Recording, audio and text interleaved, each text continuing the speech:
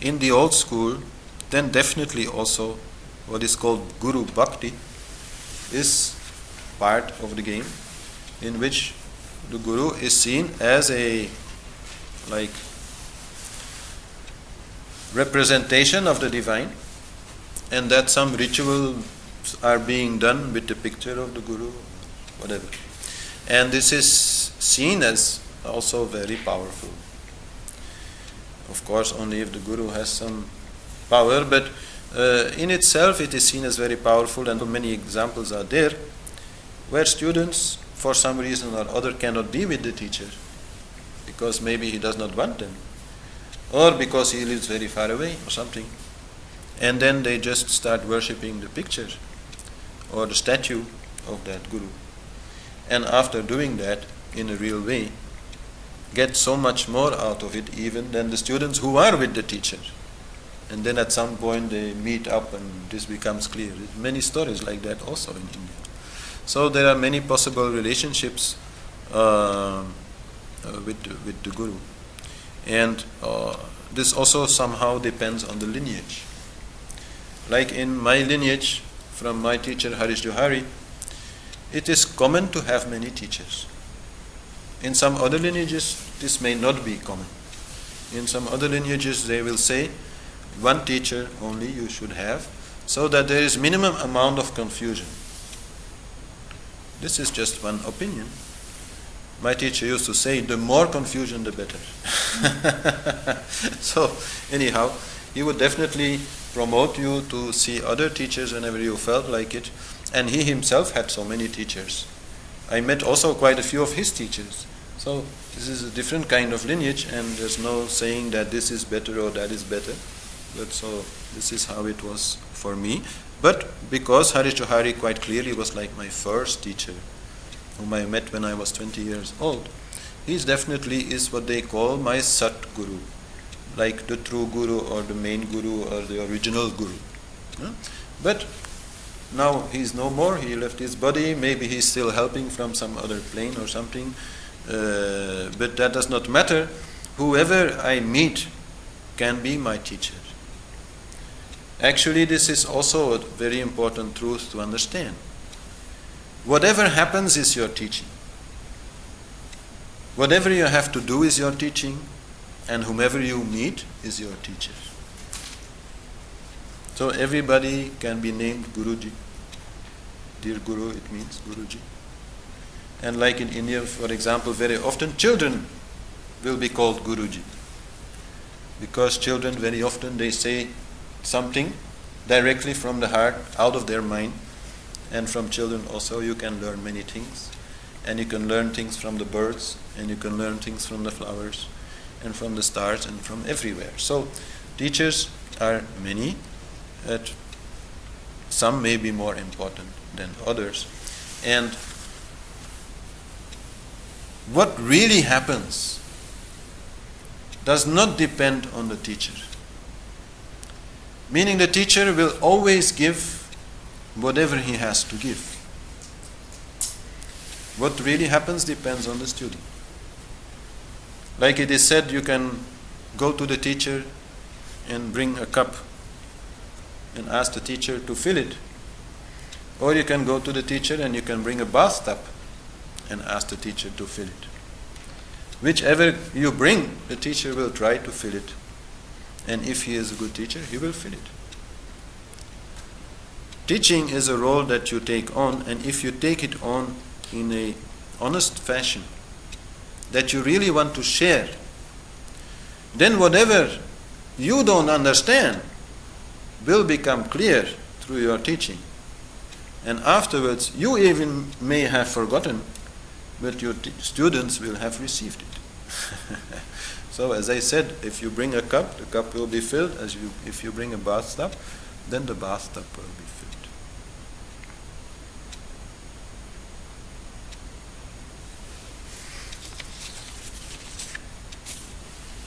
So some surrender must be there within the understanding that we are all on an infinite road.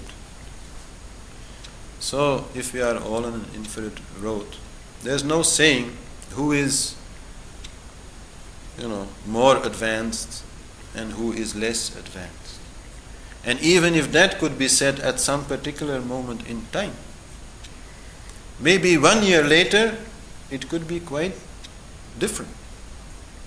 Sometimes learning goes slow, sometimes learning can go extremely fast. So sometimes a student suddenly can find himself more wise than the teacher. The teacher also should know that. So there should be no ego game in it, neither with the student nor with the teacher. That also makes it a little bit difficult to teach your close friends and family, because they don't look at you in this way. Your brother, your sister, your mother, your father, your close friends, maybe from high school or something. There it is more difficult.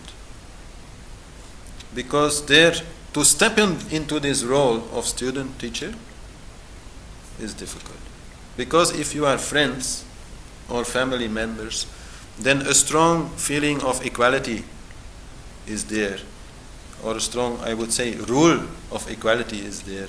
And not one of the persons should feel better than the other or worse than the other or something. So it makes it more difficult. I'm not saying you can never teach anybody anything in your family or your friends. That would be very, sad thing to say. But to understand that it's not so easy, and that you will always, first of all, be a brother or a sister or a father or a mother or a child or a friend. That this will always be the first thing that you will be is important. So then,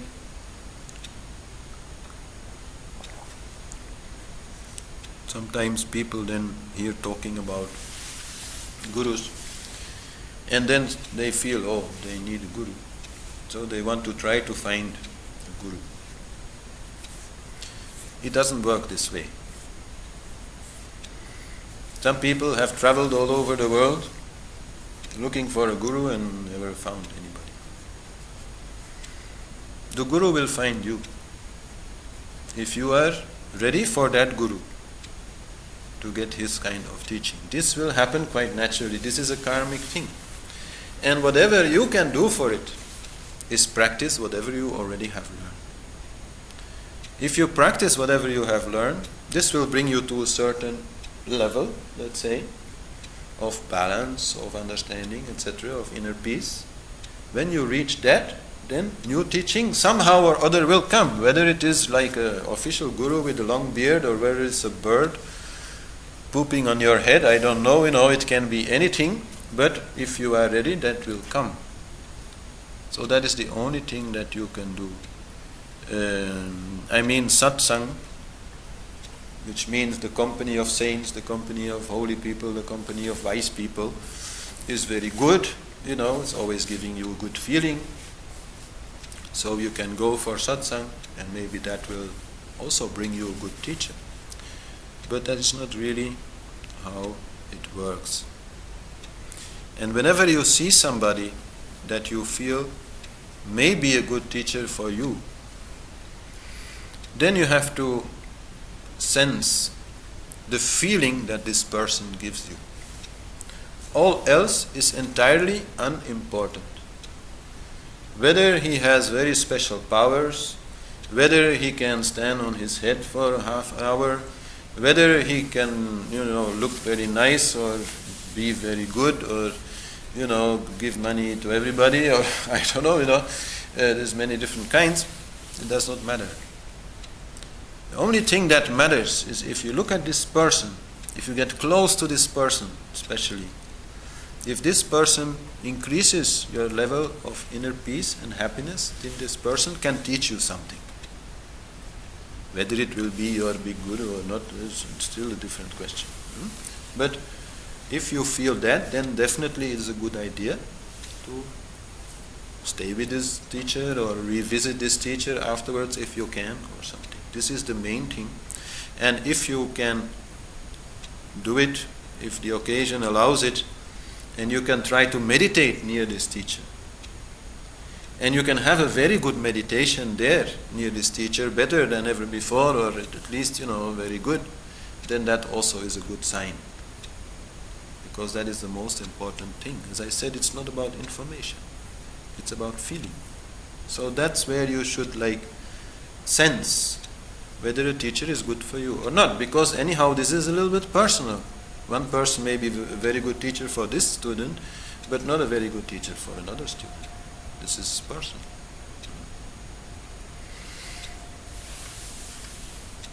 In that way, you can never judge the teacher. You can only sense what he gives you or not. But maybe your teacher will drink a lot of alcohol, or eat meat, or chase women, or men, or whatever. Very often people have this kind of idea, this is how a spiritual teacher should be.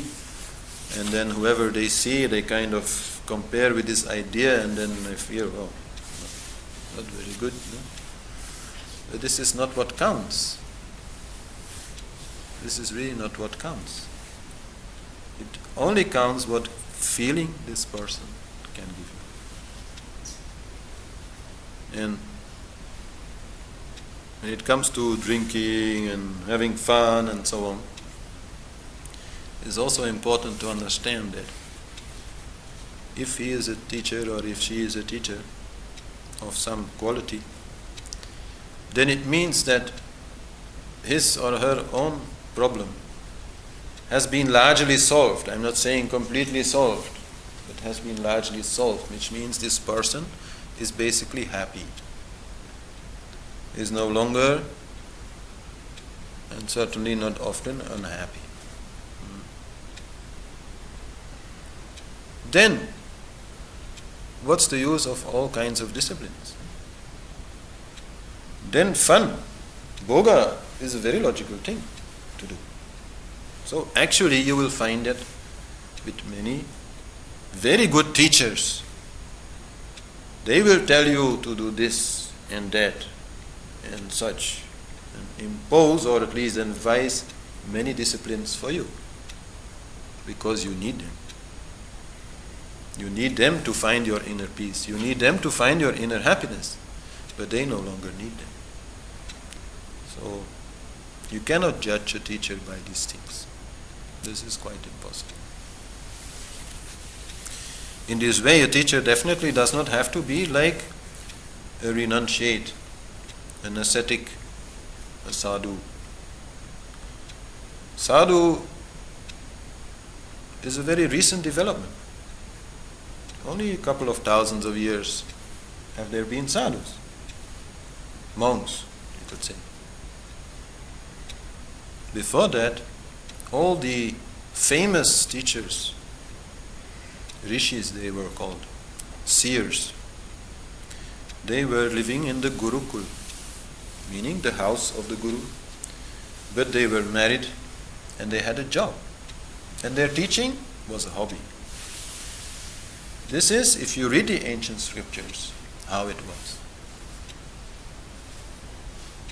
They did not make their teaching into a profession, and neither did they step completely out of life to only devote their life to teaching or anything like that.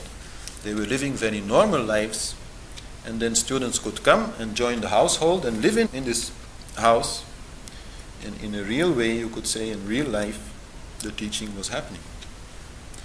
This is how it used to be. And then at some point, monkhood, you could say, was introduced, first in Buddhism, then also in Hinduism, as an answer to the ever-growing craziness, you could say, of society, which is called Kali Yuga, the age of darkness, selfishness and craziness. So for that reason, some places were created outside of the world where people could find peace, and some people even stepped out of normal life and went into these places or into the forests or into the caves and completely withdrew. But that kind of withdrawal before was only something temporary. Something which one might do for half a year, or 10 years maybe, like whatever you want, but always with a time limit. Always then again needing to come out and whatever they had learned, practice it in the real life. So, in that way, your teacher could be a very normal, living kind of person also.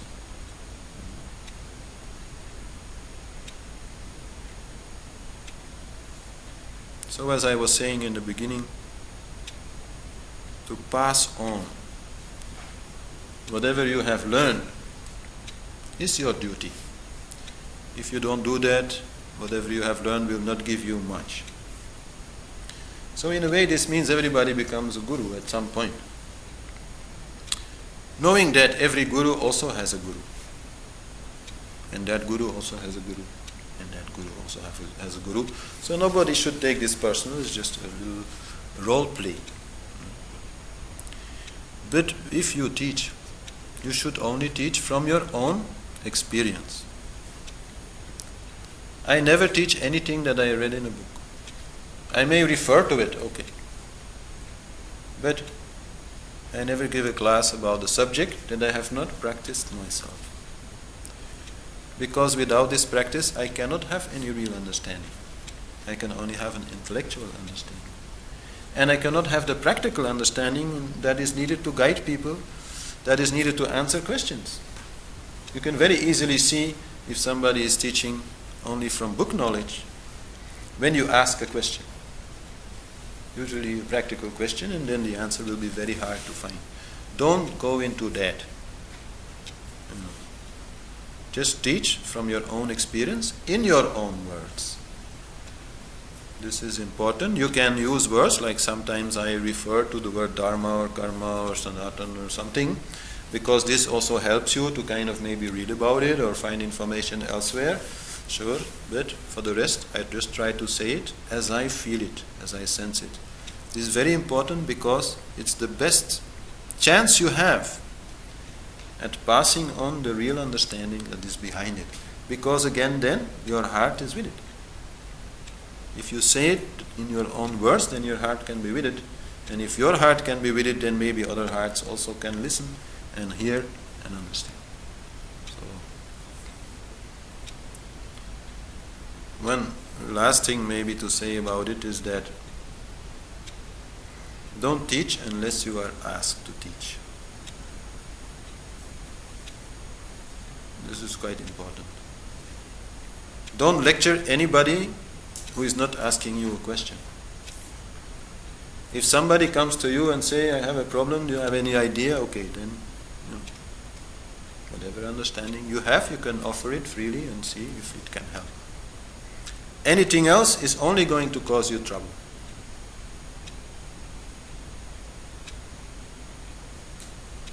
So,